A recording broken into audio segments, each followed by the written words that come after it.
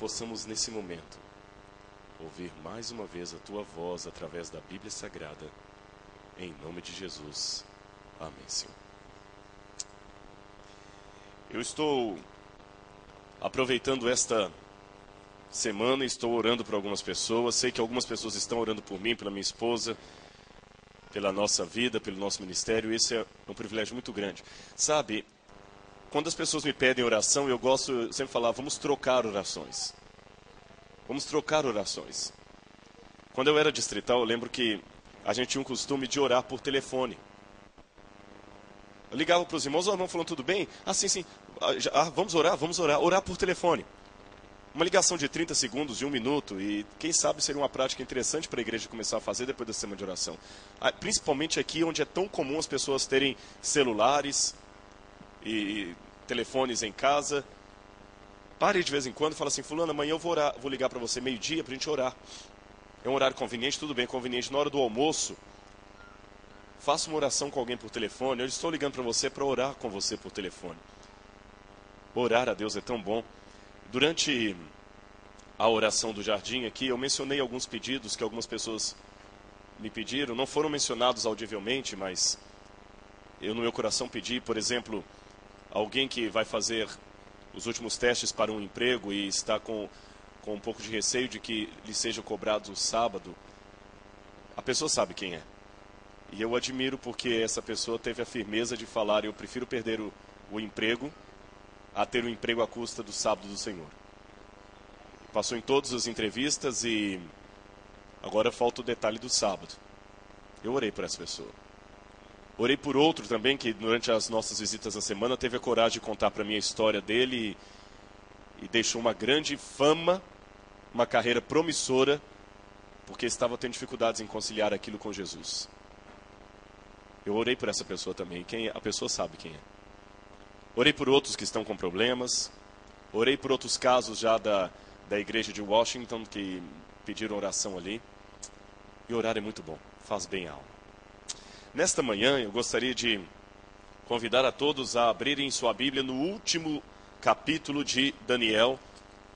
E o nosso texto vai basear num verso que aparece logo aqui nesse capítulo. É o capítulo 12.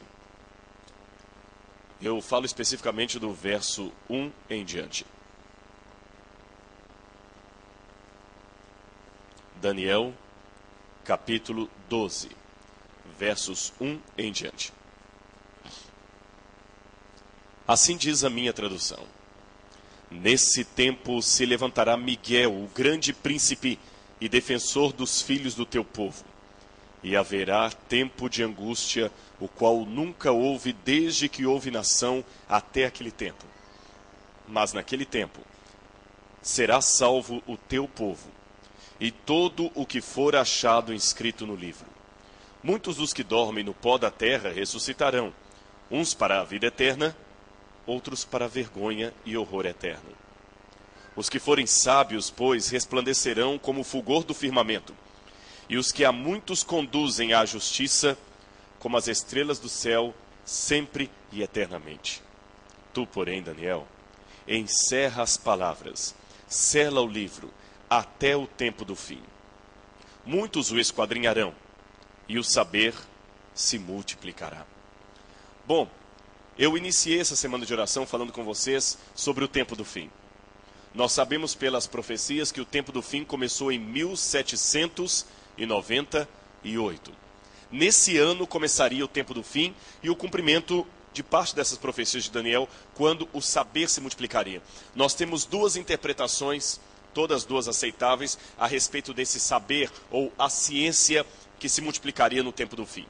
A primeira interpretação é que esse saber que se multiplica é a tecnologia, é a ciência de um modo geral. E você tem exatamente a partir do século XIX, melhor dizendo, final do século XVIII para cá, com a Revolução Industrial da Inglaterra, uma evolução tremenda.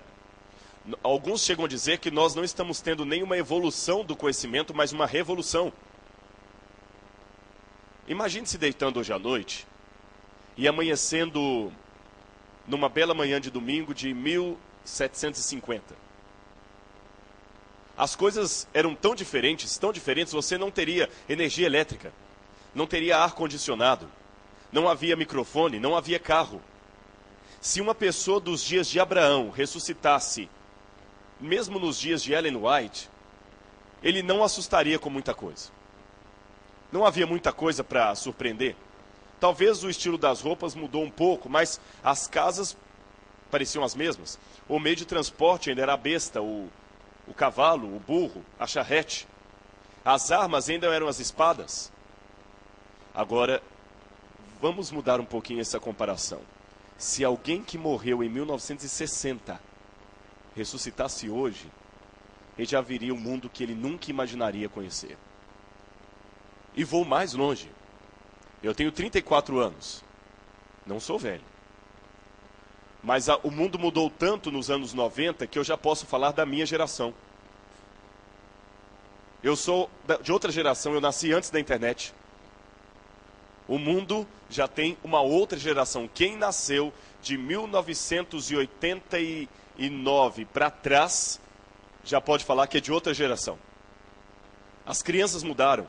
Os modos de compreender já mudaram. Você já é de outra geração. Você já nasceu fora da internet. Uma vez eu vi numa emissora de TV, um pai, um desses seriados, e o pai com os filhos discutindo, e o filho, pai, a minha irmã não quer trocar de canal, ela está manipulando o controle remoto. E o pai chegou diante deles, eu não quero que ele assista isso. E ela escondeu o controle remoto. Pai, fala com ela para me dar o controle remoto que eu quero assistir outro canal. Não vou dar. O pai chegou até a TV e fez assim no botão do channel. Tuc, tuc, tuc. Well, como o senhor fez isso? E ele falou, é uma antiga tecnologia que vocês não conhecem. Eu sei que isso foi apenas num programa humorístico, mas hoje realmente as coisas mudaram. A ciência se multiplicou. Agora, por outro lado, nós temos uma segunda interpretação para isso. O saber ou a ciência se multiplicaria acerca do conhecimento do livro de Daniel. O livro ficaria selado, fechado, até o tempo do fim. E nessa época, o saber se multiplicaria. E realmente, eu disse para vocês que em 1798 encontraram a pedra Roseta, ou a pedra de Roseta, no Egito. E a partir da descoberta da pedra de Roseta, que Champollion depois decifrou, iniciou-se a arqueologia moderna. E vocês viram durante essa semana como a arqueologia nos ajudou a compreender o livro de Daniel e a verificar a veracidade daquilo que está contido nas profecias de Daniel. Amém? Nesse mesmo tempo, Deus começou a pregar as 3 mensagens angélicas. E a primeira delas dizia, temei a Deus e dá-lhe glória, pois é chegada a hora do seu juízo. E adorai aquele que fez o céu, a terra, o mar e as fontes das águas. Adorai o Criador. Nesse mesmo tempo, Deus começou a levantar pessoas para restaurarem a guarda do sábado. E aí surgiu o movimento adventista, que é muito anterior à igreja adventista. Vou explicar a minha frase para não ser mal interpretado. O movimento adventista é anterior à igreja adventista. Por volta dos anos 1700, final dos anos 1700, já começaram pessoas a serem despertadas na Europa, na América Latina, pregando a breve volta de Jesus. O que se consolidou posteriormente na igreja adventista do sétimo dia foi o resultado de um despertamento que já estava acontecendo desde aí. Agora, olha que interessante. Ao mesmo tempo que Deus estava facilitando a compreensão do livro de Daniel, restaurando mensagens importantes como a guarda do sábado, que aponta para o Criador, Lamarck e Darwin estavam começando a pregar a teoria da evolução das espécies, que diz que nós não temos um Criador. Foi tudo na mesma época. Na mesma época que Deus estava preparando o mundo para restaurar a sua mensagem, Darwin começa a pregar que o homem é fruto de uma série de evoluções e que não há um Criador. Nessa mesma época, Karl Marx começa a pregar o materialismo, o comunismo, dizendo que nós não precisamos de um Criador, de um Deus. Freud começa a pregar uma psicologia que explica tudo a partir do homem, sem necessidade de Deus, todos eles colocando em ridículo a religião. Como o próprio Karl Marx dizia, das Opium des Volks, a religião é o ópio do povo. Tudo isso se cumpriu. Agora, a profecia diz que